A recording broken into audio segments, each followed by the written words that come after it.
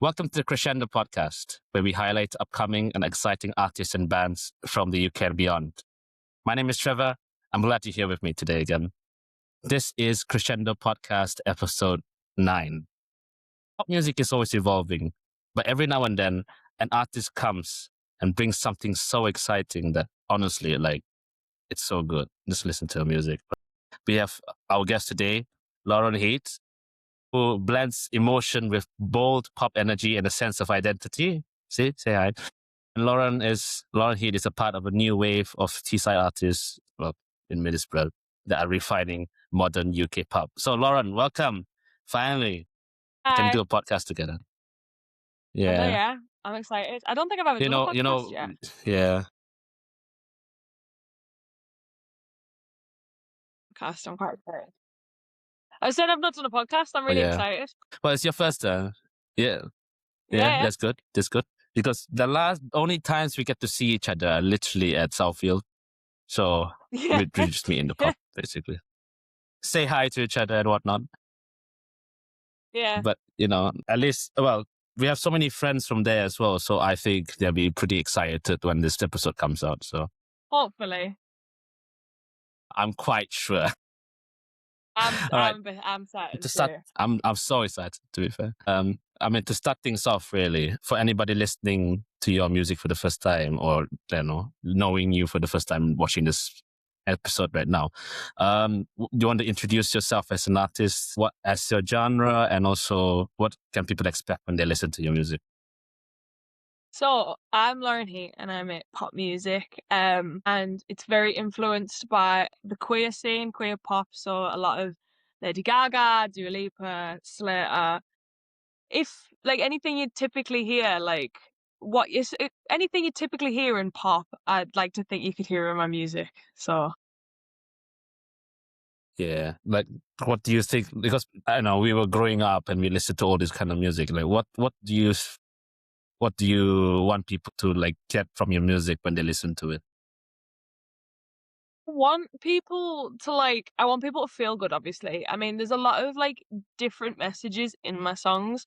So it'd be nice if people could resonate with them. But at the same time, I just want people to have a good time. I want people to be able to dance and sing along.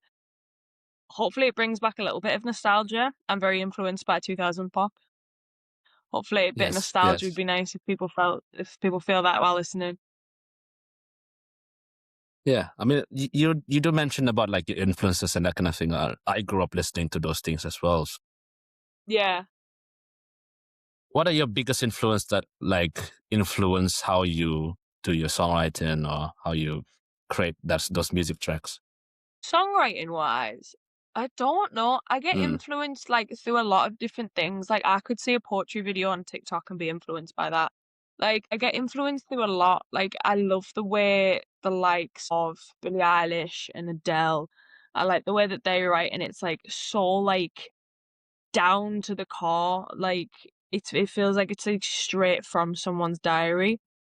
I like the way that Hosier writes. I think that's quite poetical as well. There's so many different people that I did my dissertation at university on different types of songwriting and different songwriters that I'm really interested in. So I feel like I could go deep dive into this for so long, but I'm just gonna leave it at there's so many different artists that I'm inspired by. But I'm inspired by so much films, music, paintings, poetry, literally anything could give me the motivation and inspiration to write something. Yeah. And do you pull personal experiences and that kind of thing into your music, or is it just things that just one day I just pop in my mind? Well, most of the time I'd say that it's written through personal experiences. I don't think I've had a song so far that I've written that's completely a lie. I'd say pretty much 90% of everything that I write is true in one way or another. Yeah, when I listen to your songs, it sounds so original. It sounds like you pull things from other people, but it's all your own thing. Like identity is important, Yeah. isn't it? Yeah, Yeah. exactly. Like I could be inspired by a piece of poetry, but I would like to give it my own spin so it's true to me. Yep, exactly. How's your Easter break? You said you went to some parties yesterday and like you enjoy Yeah. yourself? I did enjoy myself. Yeah, My that's good. mum has these Easter parties like every year. And she calls Hmm. it her Christmas. My mum loves celebrating Easter. We call it Beth's Christmas because my mum's name's Beth. And she puts Yes, on like these huge like Easter parties. This year wasn't as big because good. like I said, we were at a wedding the day before. But the year before that, like she does like big Easter parties, which is always fun. I love a party. I love a party. Yeah, I should be in one in the future, maybe in Southfield, maybe. Yeah, we All should right, host a let's go party. back to your stuff. Yeah, well, I don't know, some pub games party or something like that. I don't know. And we'll find a reason to smack each other there. Let's take a bit of your like early journey. You know, when you're growing up and that kind of thing. When you're trying to find your own sound, how has your personal experiences shaped the way you do your songs and perform now? I think I mean, performance wise, I think personal experiences really do play a factor into it. I have a song coming out at some point this year that I've been performing live, and I love performing it live. It's really fun, it gets everyone going. But I get really invested in it. It's quite a petty song. So I like to give it a bit of oomph, like a bit of like attitude. And that's always fun because Sure. I feel it. Do you know what I mean? I've experienced everything that I'm Mm, writing about, and I feel it so deeply in my core that like I yeah, can't help sure. but be full of attitude when I sing it.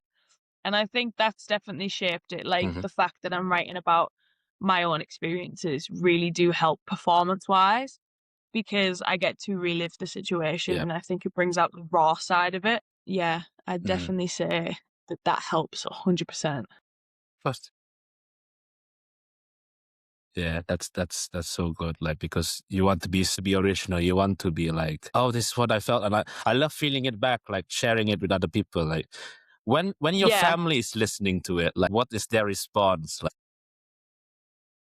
Oh, my mom usually finds yeah, it really funny because my mom knows exactly what I'm going on about. My dad's quite harmless half the time, but yeah, I think my mom really fair enjoys it enough. because she's like, "Oh, I know exactly what you're speaking about. I know exactly the situation you're going on about."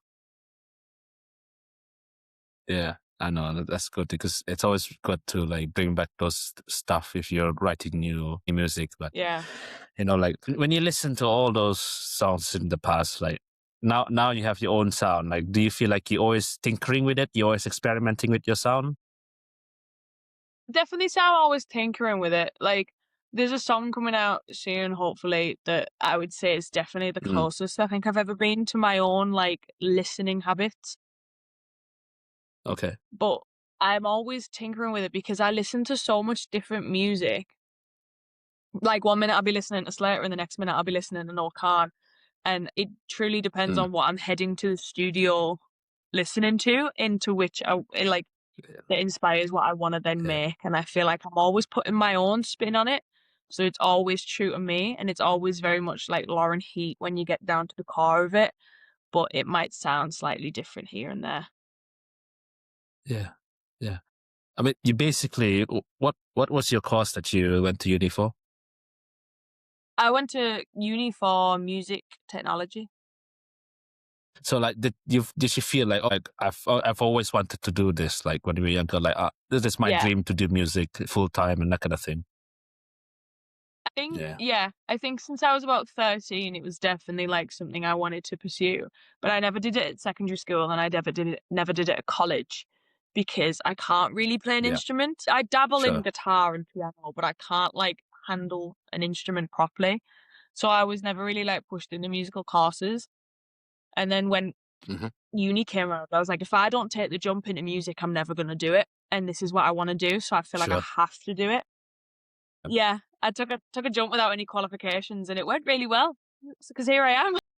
That's good. Yeah.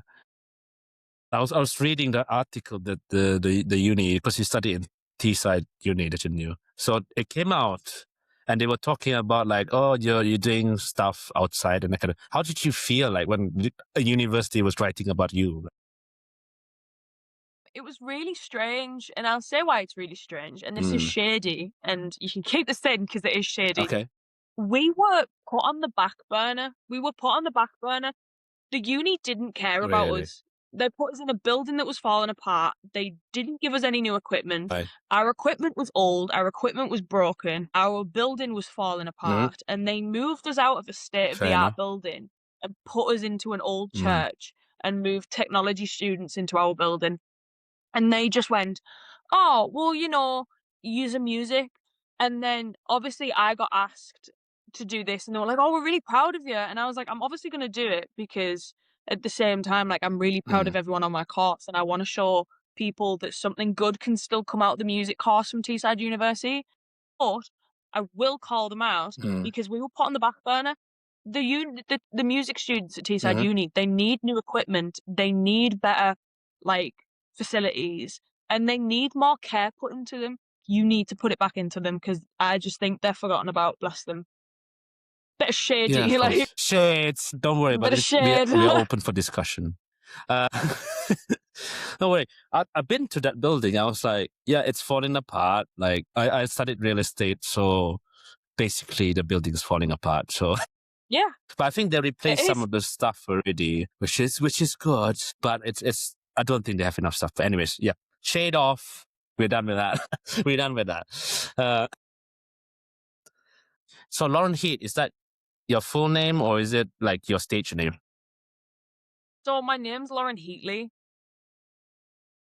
His name's Heatley, Heatley. So I just Heatley. took the Ley off the end. It's fascinating though because people do think that Loren Heat is my full name. Yeah, but people also think like I was researching your stuff, and people always have their stage name because somebody has the same name or somebody has the same whatever. Yeah. Or yeah, you did say that you have a last name there, but like where did that name come from? Did you just decided to use that kind of name, or was it to show like any kind of personality for your music or that kind of thing? We were struggling with it for a while because obviously, like I said, my name's Loren Heatley and it's spelled Heatley. Um, and I wanted to just be Lauren because I thought the way that my name was spelt was really fun because obviously it's not spelled Lau, it's spelled Lor. And I was like, oh, I'll just have Sure. it as Lauren. And then when I started working with my manager, he was Yes. like, Lauren is far too hard to search. It's hard to narrow down. He was like, until you are the most famous Lauren, we cannot just name you Lauren. He was like, we need something else. And then he was looking at my name and everything, and he went, why don't we just call you Loren Heat? He was like, it's basically your name, but I didn't want Loren Heatley, and I don't know why. I just felt a bit weird with my entire name being it. So we just narrowed it down to Loren Heat, and that was it. Hello, welcome back to the podcast. The space has changed because the line broke midway through not even midway. It's not even midway, but yeah. Yeah, it's not even midway. I'm not even done. I'll keep this in whatever. I just need to remember what we were talking now. I think we were talking about like, just like with your name being what it is, your stage name, Yes. do you have like a certain kind of personality in that name, or is it like you're just the same person? I think that's the great part of it being my name is I'm just exactly the same person. Yeah, fair enough. Like on and off stage, like what you see online is what people see, like in real life. Yeah. Yeah. And do you think that's a strong suit of yours, like when you're promoting your music? Yeah, because then I'm not lying to people, am I? Yeah. Since you first released your music, that kind of thing, do you feel any pressure to like get through like norms in the industry, or like do you feel like you can just show your full self in your music? I feel like I can show my true self in my music. I feel a bit pressure, like to be good representation. I think because obviously I'm representing, people who are non-binary and, people who are gay and so on and so forth. I think in that terms is pressure because I don't want to be I want to be a good representation. But Sure. I think in the sense of anything else, no, I don't think there's much pressure. I'm quite happy with what I get Okay. to do and who I get to put forward.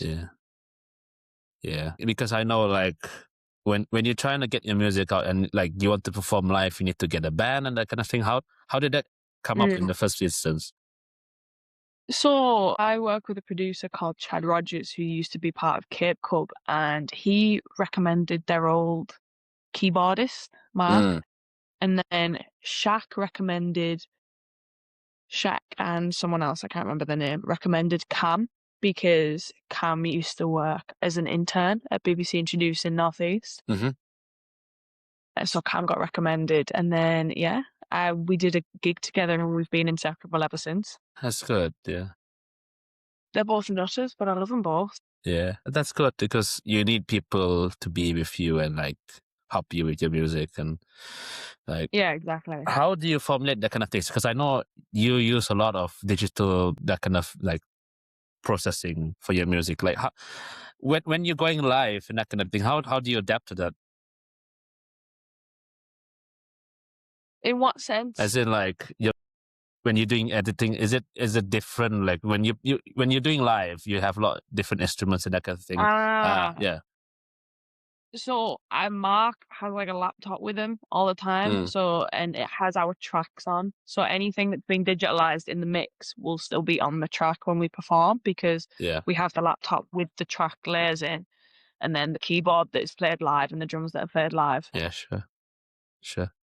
Oh, that's good because you need some people who are reliable and that kind of thing. So when you're doing stuff, you'll be fun. Yeah, let's go back to like influencers. Like, do you feel like do you feel like you still sound like them, or do you feel like you're edging closer to like what you really want for yourself as your sound?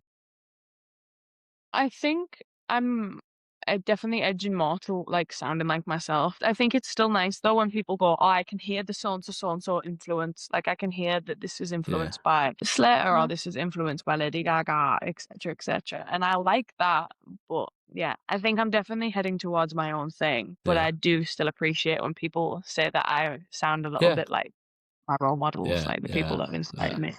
Yeah. I mean, I'm going to ask you this question. Like, what do you think your sound is? Ooh. Yeah. I don't know, Yeah. I think I always like to say that I would like to mix a summer's day with a dirty club floor. There we Yeah. That's a good description for now. Yeah. Until you release new stuff, which I'm excited for because, I mean, we'll go back to the music. I listened to a lot of your songs, like the first one you released to like, 2009 or the other one, like Belladonna. The sound when it evolves, like the more you start doing stuff, it's amazing. It's getting more amazing every time. Like I mean, let's talk about Belladonna, to be fair. Like, what was the initial idea from that? Like, how did you get ideas for that? The initial like inspiration behind Belladonna was that I get very intimidated around women. I think women are so attractive and I think they're so cool. It was more so like that experience of when a woman knows they're attractive and they like to play on that. It's like the idea of someone like when a woman knows that they've got you wrapped around their finger kind of thing. Okay. Yeah. And there's no escape. Once you've got yourself involved, you're stuck really. Yeah. And it was like that kind of inspiration. And then I kind of just played on the whole Belladonna, like the beautiful flower that's actually deadly. Yeah. Like where did that name come from? Was it just a random name that you picked, or was it just like, oh, Belladonna, I'm gonna name this song? No, so Belladonna is a deadly nightshade. It's a type of flower. Yeah. And every part of the plant is poisonous. Fair enough. Never. You just said the word was darker shade and that kind of thing.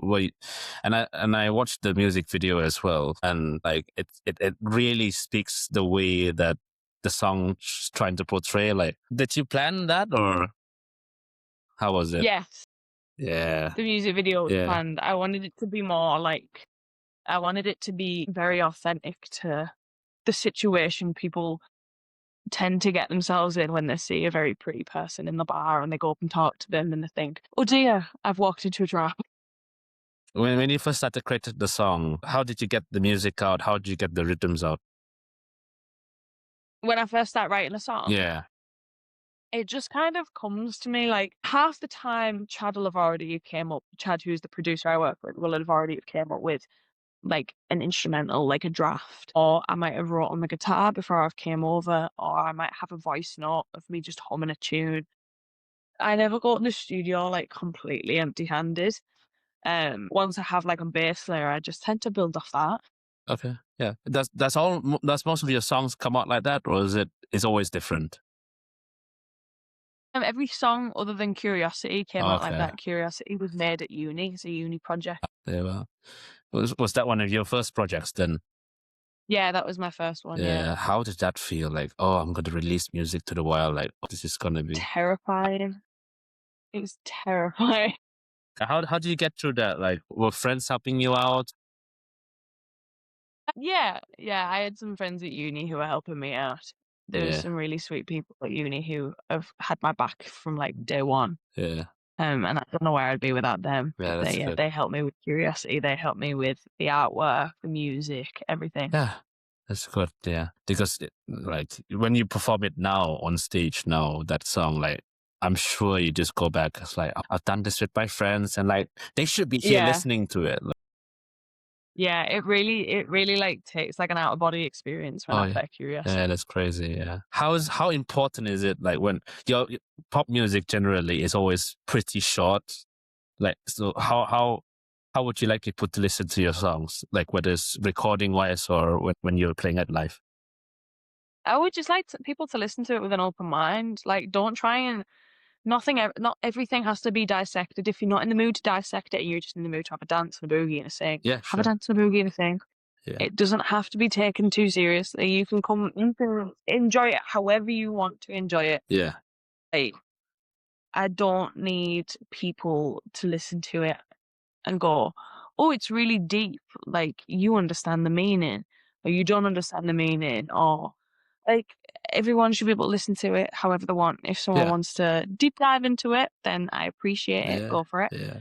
If someone wants to just listen to it with an open mind and empty Yeah. thoughts, Yeah. go for it. Yeah. Yeah. But I like to go deep into music. So that's why I'm asking that question, to be fair. Like I really appreciate when you're singing the songs, like you really mean it, and it's identity. Like everybody's trying to discover their identity in their lives. Yeah. Yeah. Yeah. Amelia Coburn was in that video with you. Yes, Amelia. Yes. Do Yeah. you remember? Yeah. I love Amelia. Yeah. Amelia's the sweetest little angel. It was so funny, Amelia being in that video, because we didn't really know anyone to play the role of this like seductress. Yeah. Yeah. And we just asked Amelia as a favour, and she was like, yeah, I'd love to. And she got into it. She got into that role. It was so funny. It was so funny because then, like, every time I see her now, I just look at her and I just look to myself because I'm like, you've had to flirt with me for a music video. Like that's not you. Like Yeah. like how did it come up? To be fair, like how did you get her to be in your video? We're friends. Fair enough. So I just asked a mate favour. So it wasn't like, oh, we're gonna do this professionally, and oh, we're just friends. Like, yeah, Yeah, come on. we're just friends. I just asked if she could do it, and she said yeah. It's just so funny, honestly, because you know I'm going to interview her in a few days as well. So you're lucky that I'm going to interview her in the next few days. But I'm gonna bring this up Tell with her I her said as hi. well. I'm gonna bring this up to her. To be fair, 100%. Yeah. Can't wait. yeah. Like, but when you did all the planning and that kind of thing, like, did the end results just give you like, oh, I've actually done it. Yes, that's good. Yes, I loved the end result. It was the first music video that I've been able to like properly plan and do. I mean, I planned 2009, but it Sure. went a bit funny. Like, it wasn't the original plan, and it was with a lot of old friends, and it was just kind of on the cusp. And my friend Joe helped me film it. And yeah, then Belladonna came around, and we had like a full like get up and go kind of thing for it. We had Playbrew. We'd hired out Playbrew. We had a videographer. We had Rob do it. Yeah, it was a whole thing. It was really cool though. It's cool, especially when Amelia's in it. Mhm.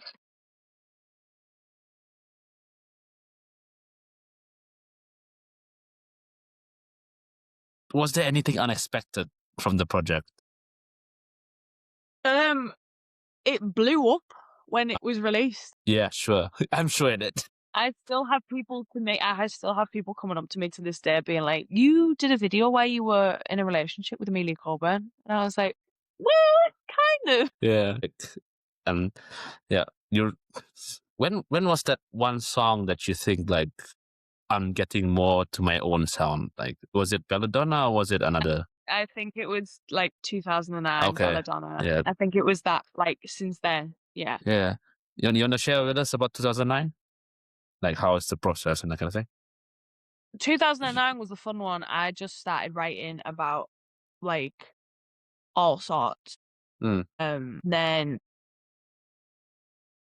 we got to the chorus. And 2009 came around because we couldn't think of anything that rhymed.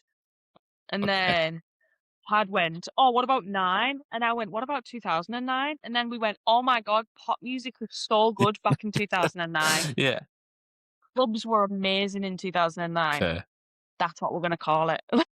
And then it just we built the rest of it from there. Yeah. Yeah.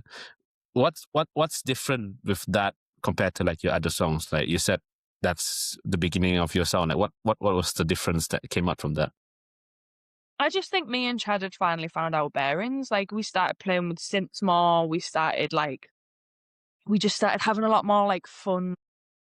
Like Chad had never produced pop before he started working with me. Okay. And I think we were just finding our foot in. I think 2009 is when we finally like landed a solid foot through the door. Yeah. Yeah. And do you think like in the future, like you would like to release like an EP or an album, or because you have so many songs already? Absolutely. You know? Absolutely. Hopefully this year there will be another EP. Yeah. Hopefully. Yeah. How many songs would you think that would be? Like, would you think it's like a full album or just 5 4 or songs? 5, hopefully. 5 songs. 4 or 5. I But don't want to start going book wild with it because I want to like save that for an album. But I do want to create like another body of work. Sure. Yeah. Yeah. What would have you thought about any like ideas about an album in the future? Like, what's your theme and 100%. I've got the name down. I've got the artwork down. Yeah. I'm not going to tell you any of it, but I've got the name of the artwork down. I was trying to ask. Don't worry about it. I'm trying to dig. We are friends right now. No, we are friends. It's just that. Yeah. Yeah. I respect that. Don't worry about it. Let's talk about Japan. Let's talk about Japan. Like what happened? Like you went there for a showcase. Would you like to tell people like what you go there for? I got asked if I wanted to go to Japan and do a showcase to help with a link between Japan and UK music. And I said yes. Sure. And it was held by the icons that are Generator. I love them so much, that company. Absolute sweethearts. And yeah, they sent me over to Japan and we went with my drummer and then Chad, who's my producer. And then we went with a couple of the Generator lot. And it was brilliant. We started in Osaka for the day, met up with some people in Osaka, got the bullet train to Fukuoka. I spent 5 days in Fukuoka doing a songwriting like camp with some artists, with some people and an artist called Momoko and some like they are artists, but they weren't working as artists when they were working with us. Hence why I said some artists. One or two of them were part of a band called Yolu, I believe it was. So our friend Soki was a DJ, but yeah, mainly we worked with Momoko, like artistry wise. Yeah. And then we did a big show in Fukuoka at the end of it, and then flew to Tokyo and did 2 shows in Tokyo. Met with the British Embassy, which was lovely. And yeah, it was just surreal. It was absolutely insane. Japan is fantastic. Yeah.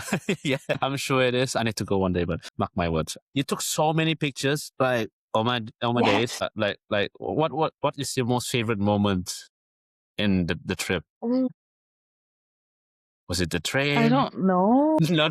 See, I wanna say like there was no like favorite moment. I really enjoyed just spending time with like some of the Generator lot and like just with my drummer and Chad and stuff. My drummer Cam, just spending time with them. They're so funny. The entire lot are so funny, and meeting the people over there. Like we met some people over there and we went for a couple of drinks with them at one point, and they are such a laugh.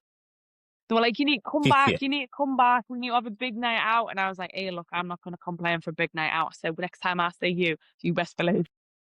Yeah. You best believe. Yeah. Yeah. No, I think my Oh, favorite moment was yeah. just meeting everyone and just spending like time Mm. with everyone and getting to learn about Sure. everything. Yeah. It was just such a beautiful place with such beautiful people. Did you get to visit a lot of like landmarks and that kind of thing? Or No, actually, but I really? could see the Tokyo Tower from my bedroom. That was nice. Yo, that's cool. That's sick. That was cool. That's cool. Like, ooh, like this might be an idea for you, like in the future, because you are so pop. I don't know, like how is UK pop sound nowadays? Well, it sounds the way it always sounds, but like, would you do a collaboration with like a J-pop artist or anybody? Like, 100%. Absolutely, I would. yeah, yeah. Like, Without what a would be an ideal second like of a doubt. setting of that? I actually said whilst I was over there, if I go back and if I see them again, it would be nice to work with someone who makes pop. Like, I Yeah, know fine well there is some little queer kid in Japan right.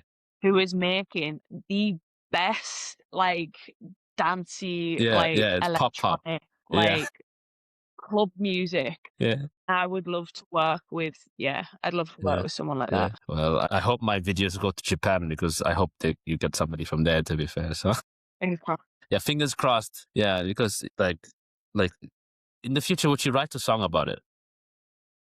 Yeah, Yeah, I'd write a song about my time in Japan, yeah. yeah. Like, and make it sound like very Japan. uh that's crazy. Let's talk about America. Let's talk about America. Let's talk about America. Like, okay, quickly summarize like what happened in America. America was fantastic. So I got asked to do South by Southwest, and I went over there.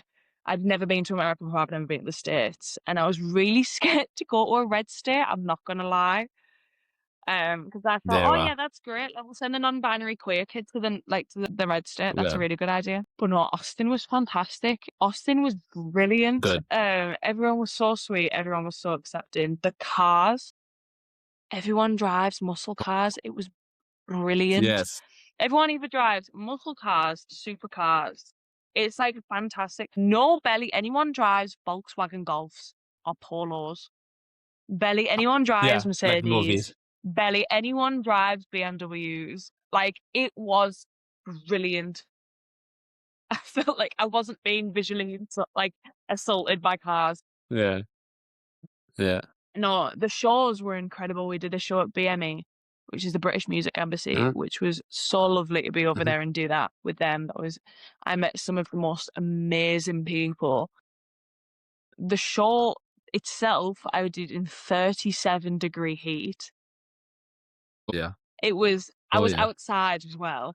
At one point, I saw these two men bolt past the side of the stage with fire extinguishers.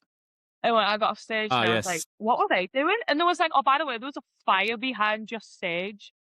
There was like in Wow. the 2-3 foot gap between the stage and the wall, it was an open fire Yeah. because of how warm it was. I was Oh. like, oh yes, I'm so glad that you just let me kept Oh performing. yeah. I'm so glad. They were like, you keep singing, we'll deal with the alcohol behind you. Put my knee on the stage, burnt it because I didn't realise that the black stage outside was going to be absolutely sweltering hot. I managed to get the flu whilst I was over there. I was Yeah. so That's ill, so ill, uh, and I still performed because why not? I was on like nasal sprays and lozenges and God. painkillers, Yeah. like Sure. the whole God. shebang. Yeah. I was drinking, like I was down like tablespoons of honey before shows to kind of Mm. like mask my sore Sure. throat. Mm-hmm. I did another show at Swan Dive on the Tuesday, St. Patrick's Day. That went down fantastic. Mm-hmm. There was a wonderful Mm-hmm. photographer there as well who came to both shows, who got the best photos of me, but they're all over my Instagram. Sure. So. Yeah. Yeah. Yeah. And the food was amazing, and the margaritas were lethal. Yeah. Okay. That's good. That's good. That's a good summary. Thank you very much. Margaritas were incredible. Yeah. Yeah. That's good. Yeah. Like How was the crowd there? Like they listened to your music for the first time. I'm sure most of them did. Crowd was How did they react to your wonderful. music? Good. The crowd was wonderful. Everyone was really involved. Everyone was really like good with it. It was weird the first show because like it was so warm. There was a massive like sun spot like in front of the stage. So everyone was at the back Sure. of the courtyard in the Yeah. shade. So at one point, like I was like, "Now you sing." And in the video, someone took a video like next to the stage, and you can't hear anyone Yeah. singing because no one was in this sunspot. But everyone Yeah. was singing. I could see people singing and I could hear people singing, but because they were so far Yeah. back in the courtyard, like, Oh. yeah, Yeah. it is what it is, I suppose. That's a good summary. It is what it is. Yeah, but it's so different. Like you got to do two different countries, like, and then the weather's so different. Like that's crazy. Yeah, yeah.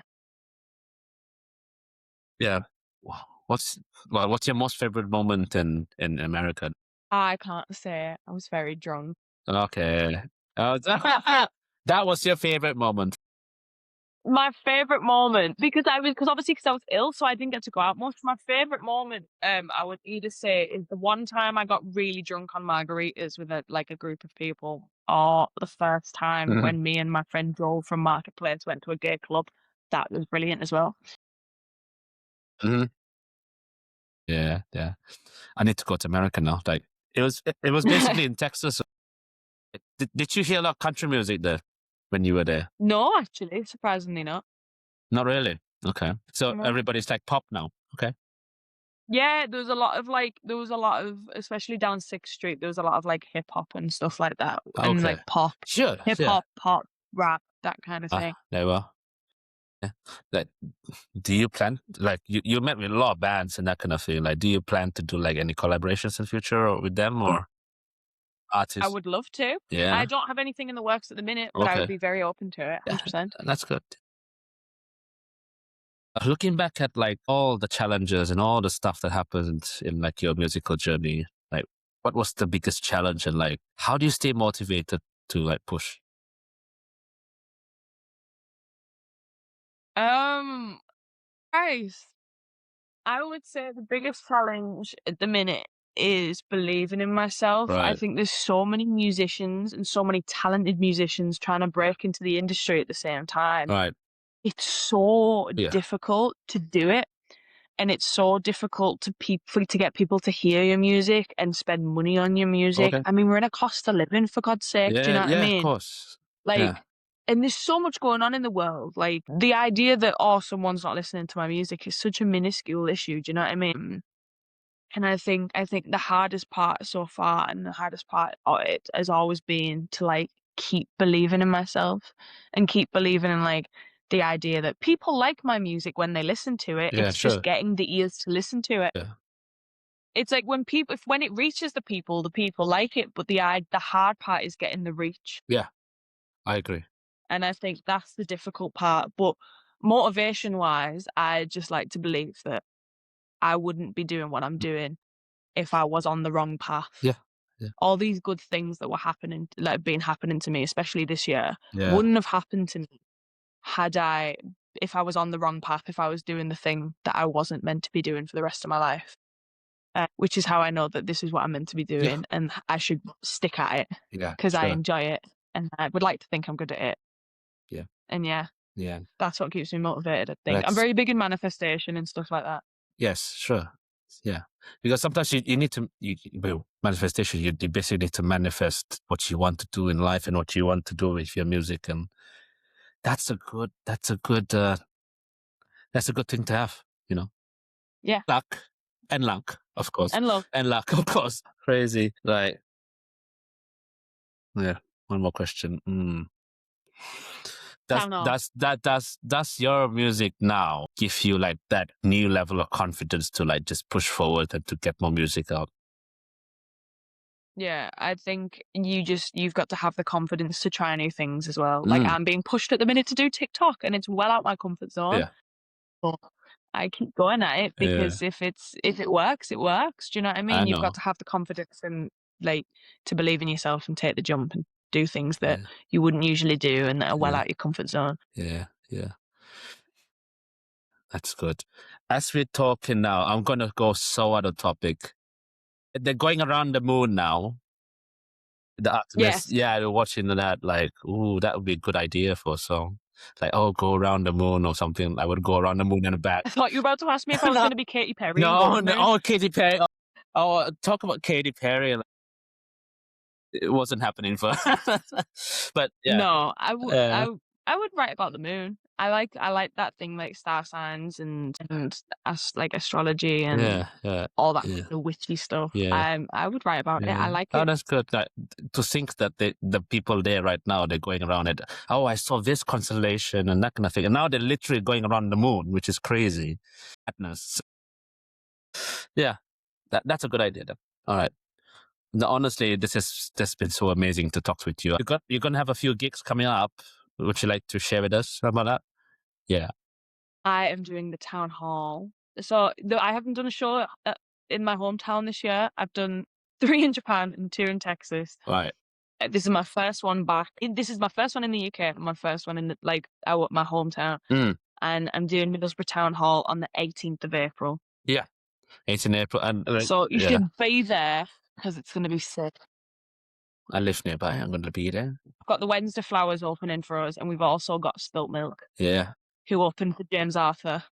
So. And they're opening for you. You must feel so special. And now they're opening for me. Do you feel special? I feel wonderful. Oh, yeah. Yeah, good. Yes, that's good. Any other gigs that are going to happen in the future? I'm doing a Stone's Throw at the end of May. Okay. Yeah. That's really cool. I get to do that with Love Cat. I'm a big fan of Love Cat, so. Yeah, they were. Yeah. Yes. That's good. Oh, that's good. So so anything, if people want to follow you, you can follow your social medias and that kind of thing, and stuff. Loren Heat everywhere. Yeah. Would you like to do a mailing list in the future? Yes, I would love to do a mailing list in the future when I can figure out things to talk about for that long. Yeah, there were. There you are. Hey, thank you very much for spending the time to talk with me, even though your battery's going to die. I love saying that. Thank you very much for having me. Even though the battery's going to die. Even though the battery's really appreciate it because... Thank you very much for having me. No, I appreciate it. Yeah. Thank you. Thank you.